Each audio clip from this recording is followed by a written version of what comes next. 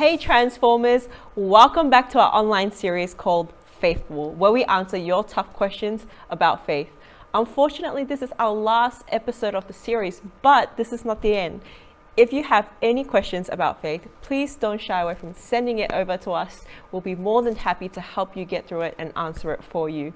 Now, don't forget to like, comment, subscribe, share this with your family and your friends, and let's jump straight into our first question. Like, what advice would you give to someone who's currently going through like a streak of just bad and pain and trauma, you know, losing people? I know at the moment it feels that way a lot because of what's happening around the world. It feels like the streak after streak after streak. There's riots happening in Melbourne, and it is. So how would you advise for us to stay faithful during that season? And that's a really great question, because the reality is we're living in challenging situations, right? Yeah. I think in Melbourne we have had the most lockdowns of any city or country in the world. We've been in lockdown more than anyone else, right? That's a challenging situation. That brings a lot of mental stress, you know, family situations, a lot of pressure on families, jobs. Just having an earthquake, that's you don't know what's going to happen next, you know, and it seems like we're just one situation after another. So I can understand that, you know. And how do you continue to just put your faith in God, especially when it feels like there's so much challenge, right? And so again, we go into scriptures, because that should be the basis of our understanding, and through the interpretation of who Jesus is, right? I think the most difficult situations, if you talk about one painful situation after another, is Jesus' experience, right? Let's just touch a bit about that. First of all, he was in the Garden of Gethsemane. He knew that he was going to be crucified. He knew that he was going to be separated. There was a great anguish physically and mentally there for him. Then he gets betrayed by a few disciples. Often we talk about Judas, but there's Peter there as well. As we said before, he betrayed him. You know, he got dragged out, he got beaten, he got thrown in prison, he got whipped. That wasn't the end. He was put on 3 trials, you know, midnight trials that were illegal. Then he was dragged off, you know, and whipped till the skin on his body was in shreds. Then they put this heavy cross on him and forced him to carry it. And then they nailed him to a cross and made him suffer for hours. And then he died. I think that is a whole bunch of one painful situation after another. And if we put that into context, some of the things that we're going through is not as bad, right? But hey, that doesn't diminish the reality of who and what we feel, right? And so looking at through the lens of Jesus helps us navigate through, right? So how do we deal with difficult situations, you know? And one of the things that people often struggle with faith is that when faith comes to crisis, right? So it's usually maybe the loss of a loved one they suffered, and that their faith is under crisis. Sometimes they lose faith in what they believe. They think, well, you know, as we said before, well, I don't know if I can reconcile what the world is saying and what God says, and that their faith comes under crisis. And circumstances that build up one over the other, as you mentioned, often brings our faith into crisis. And all those pressures can lead us or push us away from our core set of understanding of who God is. How do we build and how do we move forward, right? So we come back and we build our faith. Our faith has to be resilient on the character of God, right? And his character says that no matter what happens in our world, that he is for us, that he will help us through, right? And even to the point where he says, even if you lose your life, you still gain it, right? Because we've put our faith in him. And so we have to navigate through difficult circumstances with Jesus in our view, right? And we put Jesus in our view, we're able to reconcile the trouble of the world, right? And another thing we have to understand is that the gospel writers didn't have this question where, well, how come bad things are happening to me? You know, you look at Paul, you look at Stephen, you look at all the gospel writers, they didn't struggle with this question of, is God for me? They went through difficult circumstances and they used that to interpret it by saying, I need God in my life, not God's absent from my life. This is why I need God, because I'm going through difficult circumstances. I'm going through difficult situations, one after the other. They were rejected, they were beaten, all kinds of things were happening to them. Most of the disciples of Jesus didn't die a natural death. They were murdered, killed, executed, beheaded, So they faced situation after situation. You look at Paul's documentation of his life. He was stoned, he was thrown off walls, he was robbed, he was bitten by snakes, all this stuff. And he didn't go, well, where's God? Why is all this stuff happening to me? I'm serving you. Why am I struggling? That was not his view. He understood that, in this world, you're going to have problems. And that's why we need God, right? Because we live in a world of problems, because we face challenges, because there's one situation after the other that seems to be coming into our life. It doesn't seem like there's going to be an end. That's why I need him, because he is my stability in an unstable world. And so they didn't fight with this question of all this bad stuff's happening to me. Where's God? They used that to document the need for God, not for his absence, but for his presence, right? So we look at who Jesus is again. We always come back to Jesus because he is the centrality of who God is. He is the core of what we believe. Jesus was compassionate. Jesus helped us through. He is with us, and so there's many scriptures that talk about that. He says sometimes, when anything is against you, but I'm for you. When things happen in our world, God is with us. So there's so many encouraging scriptures that God gives us and talks to us about his character that encourage us. And so when we understand God, when we read what he talks about, who we are and what we mean to him, it builds our faith because we can trust in his character, and that strengthens us. Awesome. Loud and clear, Pastor. Loud and clear. I hope you guys are hearing this right now. Absolutely love it. Now, we have a question here that says, Thomas believed in the ministry of Jesus, but had no faith in his resurrection. So the question poses, is faithlessness a sin? That's a great question again, and speaking about Thomas, that comes down to seeing and believing and seeing, right?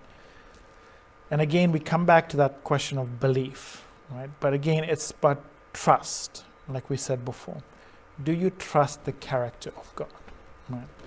So Thomas said, I don't believe, again, and here is what we question again, is like, well, Thomas didn't believe, but did that negate the resurrection?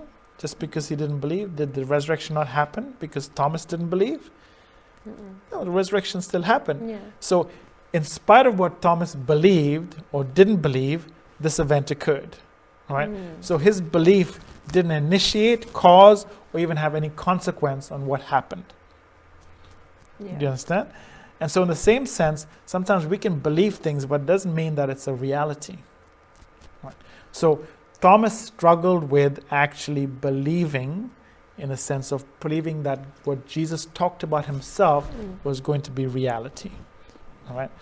He said, I need to see Jesus walking, talking, eating, whatever, and then I'll see. When I put my finger in his side and put my hand, in the hands of his nails, then I'll believe, so to speak. Right? So he said, I don't trust. That's what he's saying. I don't trust what Jesus said is going to happen. That's essentially what he's saying. So the only way I can trust this as a reality is if I actually see it. Right. So that brings into question the character of God. Right.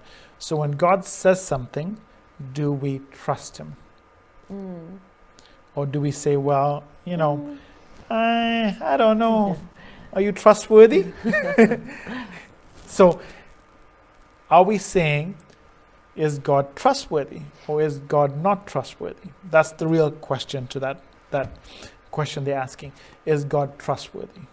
Now, we have mountains of evidence that what God says he will do, he will do.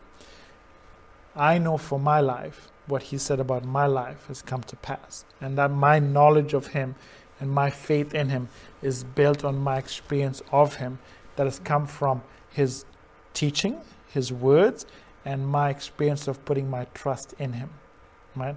So when I started, I didn't have any experience of him. I didn't understand who he was. But then I explored, I read, I heard, I listened, and as he said something, I began to put my trust in him. And the more I put my trust in him, the more my faith began to grow. Because again, faith has to be a lived in, active, working faith in spite of. And so the challenge then is, when I run into a situation where I need to trust him and there's no evidence that I should, right? So he says, for example, don't worry, I give you peace. Peace not like the world gives you, but I'm giving you a peace, a different kind of peace. Now, how do I trust that? I don't have any evidence of that right now, but I have to trust him by saying I'm going to believe and put my faith in, and that word trust is that, again, belief thing, put my trust in who he is. Contrary to what I feel like, contrary to what I want to freak out about, contrary to what the situation is even telling me, in spite of what's happening here, I'm going to put my trust in him. And so I find out through experience, because here's the thing, my faith has to work out actively in order for it to be built up.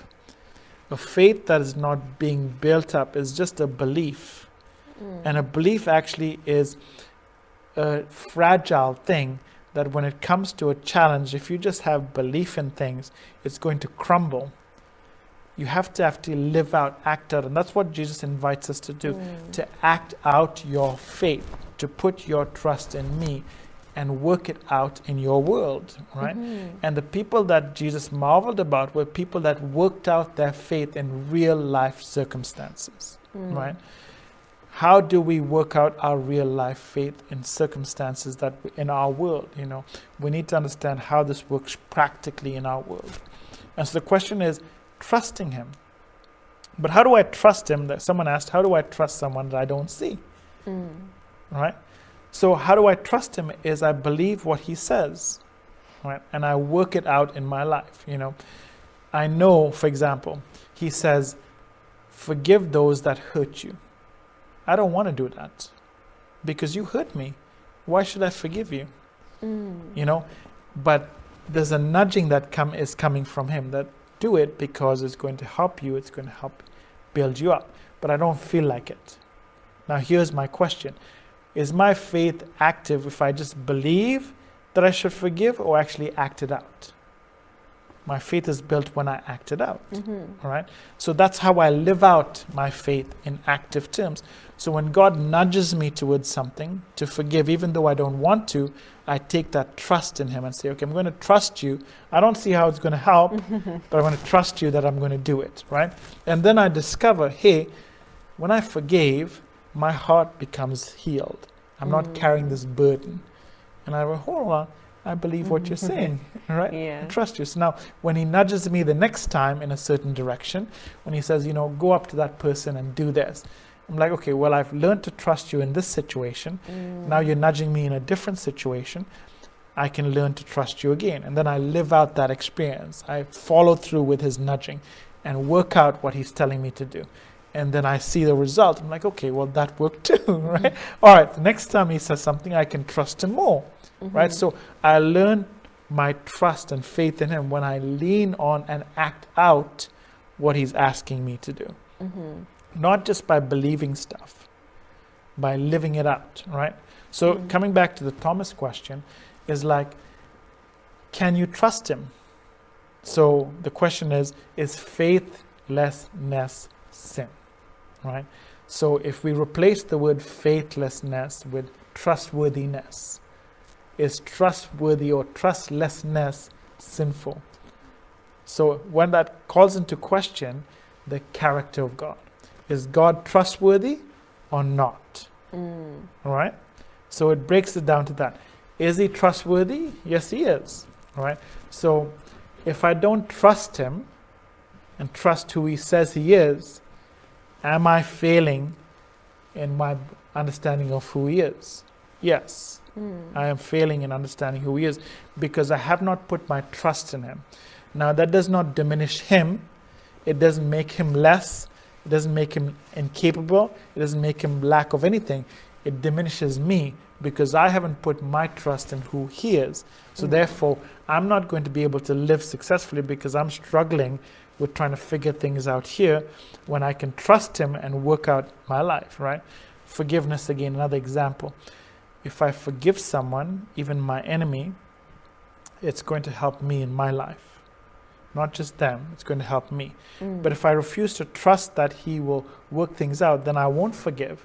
So I'm going to carry my burden, I'm going to get bitter, I'm going to get hatred in my heart. Even my physical life is going to suffer because I've pent up all these negative emotions and held it because I don't trust him that it'll work out, we'll work it out. So the consequences of me not trusting him is not going to make him less, it's going to make me less. And make me fail and make me go into all kinds of negative areas and suffer the bad consequences of my inability to trust him. But yet he still remains the same. Yeah, we humans have a lot of trust issues. We do have a lot of trust issues, and that's why we can trust him because he's trustworthy. He's never failed anyone, Vanessa. He's never failed. You read the scripture, he's never failed me, he's never failed you, and he'll never fail you. Just put your trust in him, and that you'll learn through experience that he's trustworthy. You know, and that I'm not asking people to take this huge leap from one end of the room to the other. I'm saying take one step, trust him in one area of your life, and you prove him to be trustworthy. Then I hand over another area and another area, and soon you'll be able to hand over your entire life because you've learned from him. You know, and that's why we want people to engage with him, because he wants to prove his trustworthiness to you, and you have to only. The way you prove his trustworthiness is if you put trust in him. Trust him in one single area and then extend it to other places, right? When we talk about many things, about prayer and faith and even giving, if you just put a little bit of trust and see how faithful he is in a small area, you'll be able to trust him with greater things. Well, talking about trusting him in the smaller things, someone asked, are there levels of faith? If there are, what level is the mustard seed faith as described by Jesus? Faith is important, and that's what this whole discussion is about faith, you know. And I think Jesus wants to quantify faith. He's not saying that there's, you know, you can move. Faith is like a stepping stone. You step from here to there to there. He's saying if you have just a tiny portion of it, it can do great things, right? So he's comparing and contrasting. He's saying it takes a little bit of it to do great amount in the kingdom of God. You know, the currency of this little thing, it can do this much. So it's in your best interest to grow this, because if this little thing can do this much, imagine what a big thing can do, right? And so the only way to live out our faith and help our faith grow is, as I said before, is to act it out. You know, it's to live out in spite of trusting, believing big things, even when we feel like it's contrary to what we see. Right? And so he's saying you have to work out, you have to exercise your faith. Right? And so to grow your faith, just like anything that grows in this world, if it's alive, it has to grow. You exercise things. If it doesn't grow, it's dead. All right. So again, it comes back to putting your faith in him and trusting what he says and working it out. Right. It's like working out forgiveness, so many different areas, you know, living a life that's pleasing to God, talking about how to worship God, talking about prayer, talking about different areas of our life. We have to begin to build that up by putting faith in him, you know. People say, what's the point of prayer? Well, prayer is communication with God, you know. Do you want to have a good relationship with your wife or your husband? Imagine living in a house and not talking to your husband and wife. Do you think that would be a good relationship? No. Well, how do you build your relationship? You communicate. It's the same thing. You communicate with your God, your Father, And the more you communicate, the better your relationship gets. The more you communicate, the more you understand what he is, the better you hear his voice, the better you can understand how he talks, the better you can understand when he nudges you what to do. It all comes from that, right? So prayer is building communication, and it flows into different areas of our life, And that's what Jesus challenges us when he talks about things. He challenges us to make our faith active. And a lot of times when people face crises in faith, it's because they have not activated their faith. They've just believed stuff and they think that's sufficient. But just believing will actually be a detriment to your faith, because when it comes into crisis, it's not activated, it's not exercised, and it will crumble. Right? So activating stuff is like you trust him and you follow through. And that's why Jesus invites them, and he's still in doing it. He invited the disciples, he invited his listeners to follow me, to live out what I'm actually telling you to do, right? Forgive people. That was difficult for them because they were living under Roman oppression. Forgive your enemy. Why would they do that? They didn't want to. They'd get them out of here. We don't want to deal with them, Give to people. Why should I give to people when I have to take care of my own family? Why should I take care of someone else, Let me take care of myself. I don't care about them. So many things that he talked about. He wanted them to actually participate in that faith activity.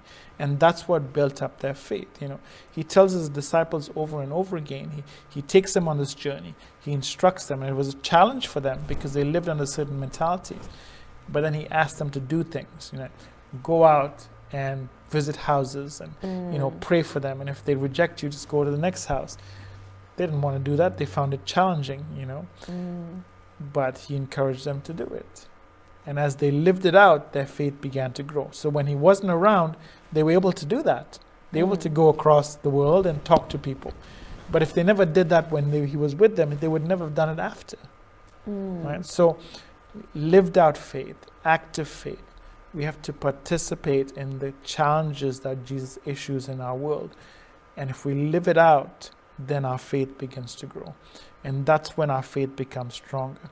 And when people's faith is not lived out and not actually participated in, that's when it crumbles and fades, because they think that if I just believe in the words of Jesus, that's going to change my life.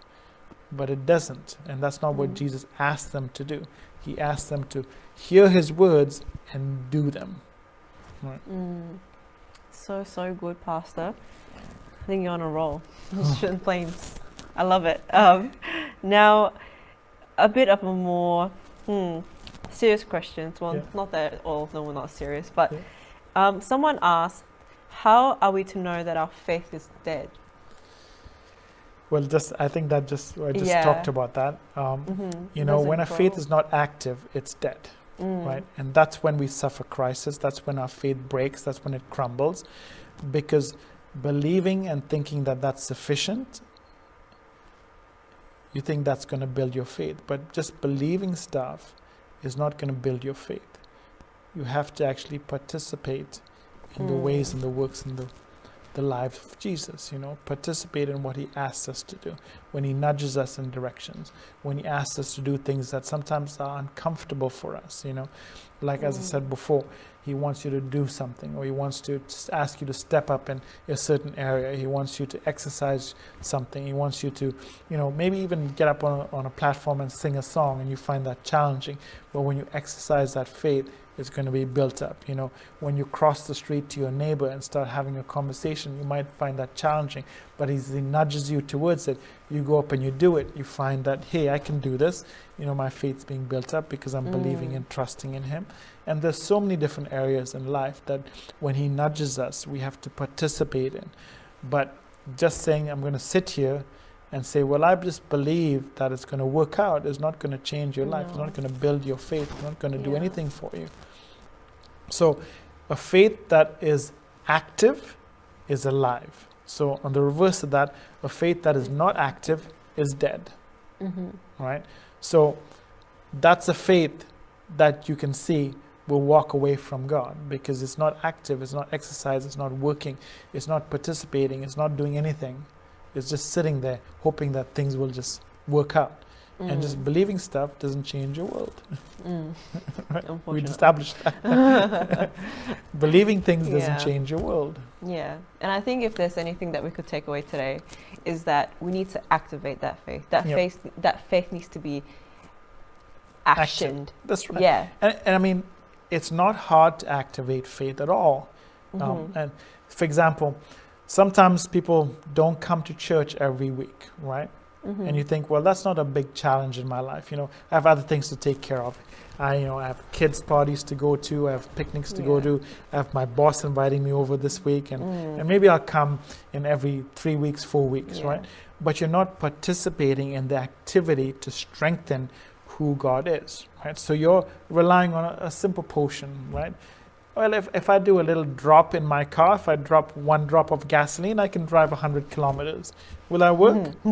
No, well, that wouldn't work naturally. Why do you think that will work in your faith level? Yeah, I just drop one potion, like, I just come once every 3 months and I do a little drop and I should be fine. I'm not going to suffer any troubles from this because you know what? It's not. But that you're participating in an activity that strengthens your faith. Because what do we do when we gather? We talk about God's character. We remind people of who He is. We give examples of how other people put their faith in Him and how they survived. We sing about how faithful God is in our life. We talk about who He is, and you get to sit with other people and experience what God did in their life, how God worked in their situation, whether He healed them or whether He delivered them or He did something for them, an experience that they can share about and go, wow, if God did that for you, well, He can do it for me, right? But if you don't participate in that activity of encouraging yourself and building your faith, then you say, well, I'm struggling with my faith. Well, no wonder you're struggling. You haven't activated, you haven't participated, you haven't done anything to build your faith. And so that's why Jesus says He gives us a potion, He gives us a small measure. When we put our faith in Him, we get, I believe you. But then what are you going to do with that? And that's I come back to the same analogy. We think that, putting a little thing will make us survive. It's like saying, you know what? I'm going to eat my breakfast and that's going to take me the rest of the month. Would we do that? No. No, it would be like, it's lunchtime, where's my food? Right?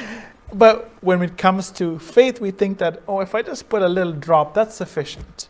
But faith is not just something like that. Faith has to be active. It has to be worked out. You have to work on it in the sense that you have to trust in God. And the more you engage with Him, the more engage of who He is and discover His character and discover what He's like, the more you're actually engaging in your faith. Right? That's why I said it's not hard.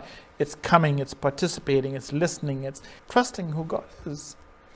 Right? And so my faith is built up when I come and I hear what's happening in your life and I gather on Sunday.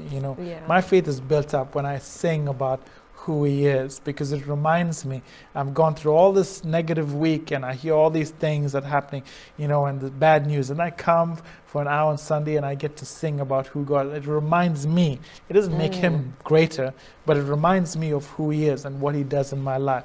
He's faithful. He can do this. He can do that, and my faith is uplifted. I feel that God's working in my life. I talk to someone. It's so encouraging, and that's why I challenge people, don't miss out on the gatherings together, because it's so important. It does not benefit God. It benefits us. It strengthens us. It encourages us. There's so many benefits to not abandoning the gathering together. And that's why Jesus actually says, do not forsake the gathering, Make it a priority in your life.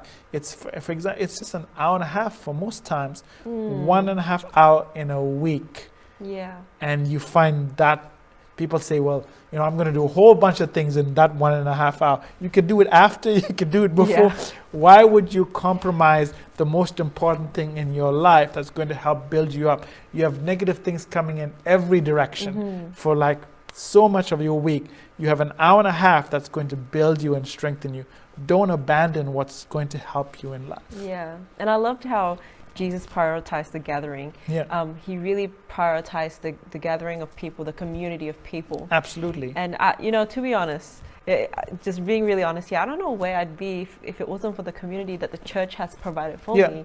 I've made such amazing friends here that, along the way have helped me through my faith journey. Absolutely. And strengthened me and, told me that it will be okay, like so much encouragement.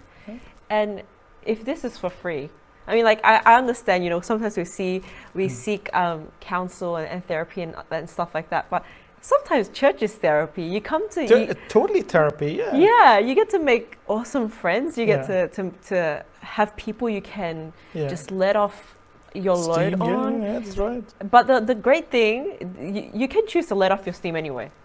But if you let it off, you can do it in worship and no one will know. You scream your lungs out. Everyone's singing. No one will hear anything. Nobody would know. No, but you can choose to let it off anywhere, like in any environment. But if you let your steam off in a church environment where we are united in the way that we think and who we trust in, then that changes the game, because that can bring you to a greater place. But if you seek the wrong counsel, well said, Vanessa. Yeah, that's deep. That's great. And I think it's that, and that's why it's so discouraging, I guess, is the right word. That we're not able to gather, because there's so much encouragement that comes from that. So when it isn't there, it's discouraging. And so I'm looking forward to getting back soon, and I hope all of you are looking forward. Don't forsake the gathering. Come and be part, because there's things that happen in person that can't happen in line. You can't have an online coffee with someone that is going through a different. You can't taste that wonderful coffee. You can't feel the same sense of worship and togetherness that you feel in person.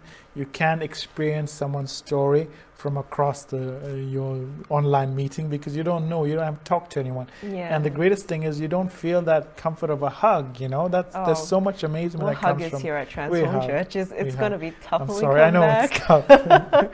We needed like a green light, traffic light system. Green like means yes, I'm okay to hug. Red is like, don't come close to me. The big X. But there's so much encouragement that comes from the gathering, and that's important. It helps us in our faith journey. It certainly does.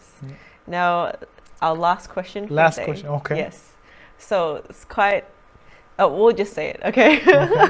So someone asked, at the end of the day, what is the point? Great question.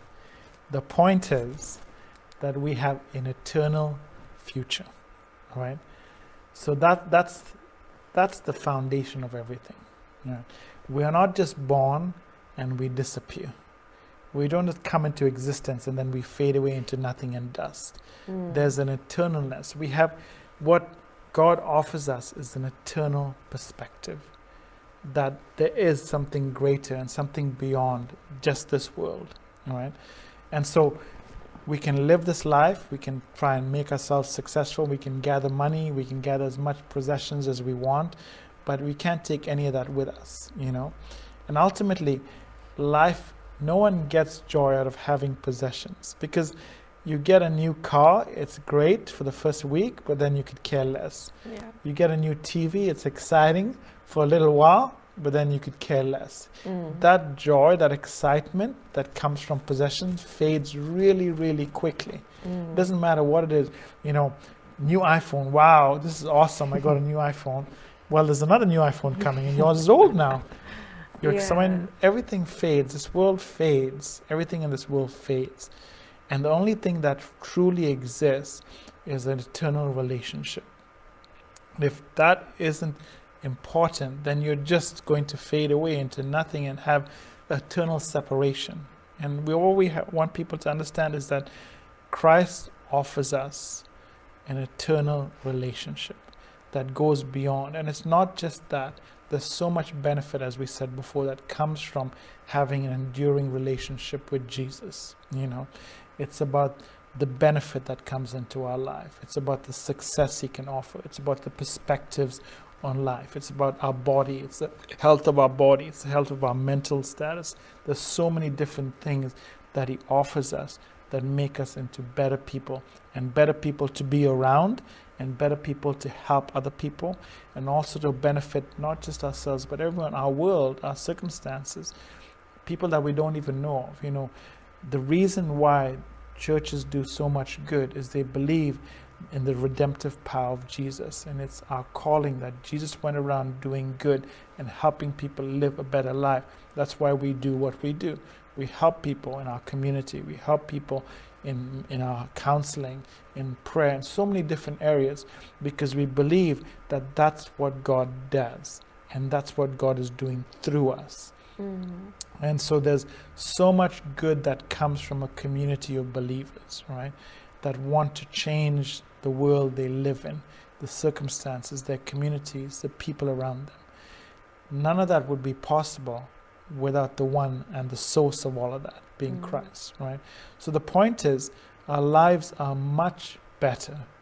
Our future is much more secured. We have an assurance, and that's what I have as a Christ follower. I don't have to worry about my future. I have an assurance beyond a shadow of a doubt that I will be eternally with him. And people that don't have that faith in Jesus, they can't answer that question. They don't have that assurance. They don't have that joy. They don't have that, knowing that I will be with God and I will have a life that's going to be successful here and beyond that. They might think of, well, I'll accumulate stuff, but that's about it. And as I said, those things fade, And, my wife works in an old age home. And one of the most heartbreaking things, the stories that she often tells me, is that when people get to that age and they, in their declining years, they don't even care about how much money they have in the bank. They don't care about their possessions. What they care about is their relationships, right? They look forward to seeing their family, their kids or their grandkids come. That's what brings joy in their life, right? And all their possessions they worked years for. And she works at an expensive nursing home, One of those rooms is $1 million. Wow. So they're not people that don't have money. They have lots of money, but they don't care about any of that stuff anymore. They just care. They don't have regrets about making money. They have regrets about not spending time with their family. And so when you think about relationships, how important relationships are at the end of our life, the most important relationship is the one with God, because that is the only relationship that's going to endure past death. And if you have not built that relationship, and that is going to help you secure that future, then what is the point of existence? What is the point of life? Accumulation of stuff that you're going to regret later, have money in the bank that is not going to serve you or anyone else. Yes, you can leave it to someone else and they can enjoy your hard work, the years of your life that you worked hard and struggled and did. It's all gone. What's the point of existence if there's no God? That's a really deep question. And so that's the point. The point is Christ offers us an enduring relationship if we put our trust in him, if we put our faith in him. And it's not difficult to do. He offers us so much more in return than we could ever lose. In fact, we gain much more than we could ever lose. We don't lose anything. We have tons to gain.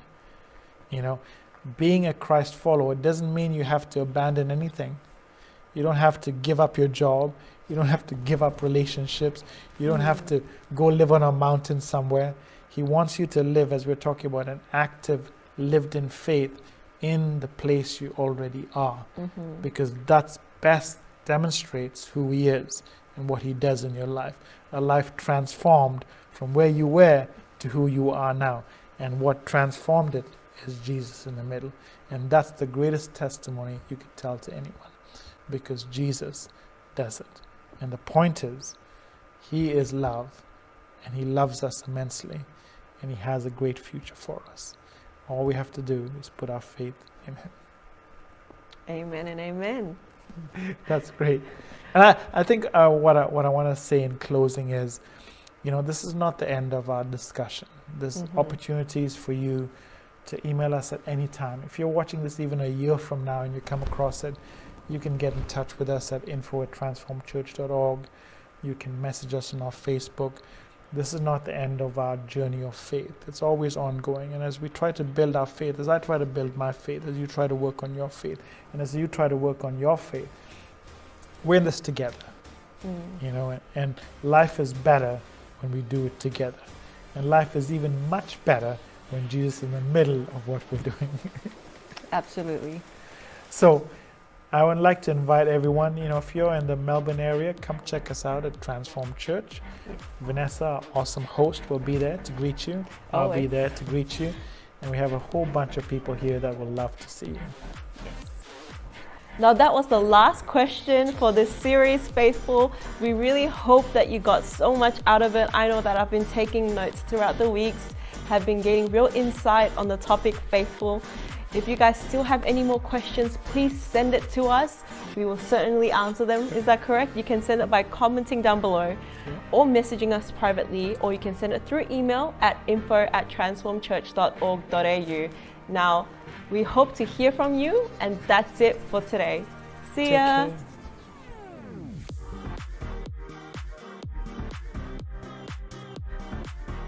Hey Transformers and all of you watching, thank you so much for joining us during this amazing series called Faithful. And hey, we hope that we've answered some of your most interesting questions on faith. I know faith can be challenging, and we actually want to open up a discussion to have authentic questions on faith.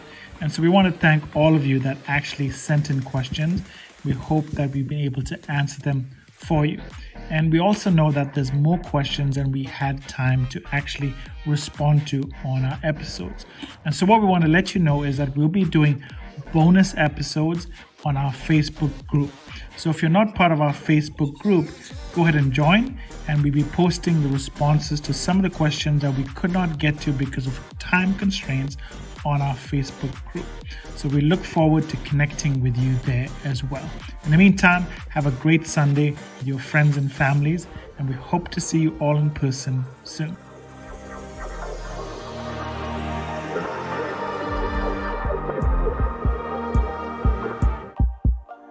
If you would like to give and support Transform Church, please head on to this link down below, because we'd love your support and your partnership, as well as we continue to get into the vision that God has called us to do here at Transform Church. We hope that you've been blessed by that amazing service, our online service today. Don't forget to share this video and engage with us and connect with us. Have a blessed week. Stay safe. God bless you.